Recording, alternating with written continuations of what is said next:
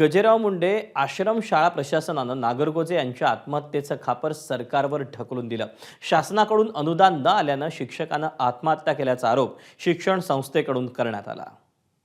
शासनाकडूनच अनुदान तिथे त्या ठिकाणी न आल्यामुळे या ठिकाणी संबंधित शिक्षकाला अनुदान त्या ठिकाणी जे काही मिळायला पाहिजे होतं ते अनुदान न मिळाल्यामुळे हा जो काही प्रकार त्या ठिकाणी घडला, हा प्रकार त्या ठिकाणी व्हायला नव्हता पाहिजे होता, तो प्रकार त्या ठिकाणी घडला आहे।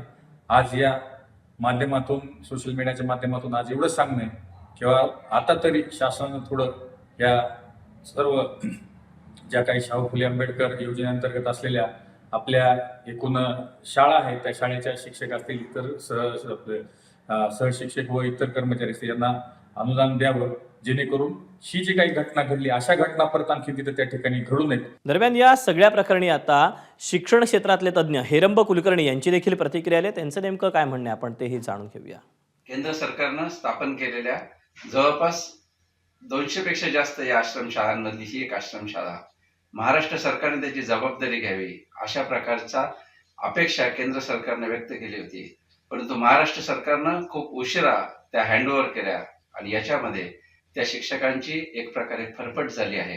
आणि म्हणून एकाच वेळी धोरणात्मक अपयश, संस्था चालकांची मुजोरी, शिक्षक धंदा म्हणून पाहणं आणि शिक्षकांकडून खंडणी वसूल करणं, अशा प्रकारच्या या साऱ्या व्यवस्थेत भरडला गेलेला हा धनंजय नावाचा शिक्षक आहे।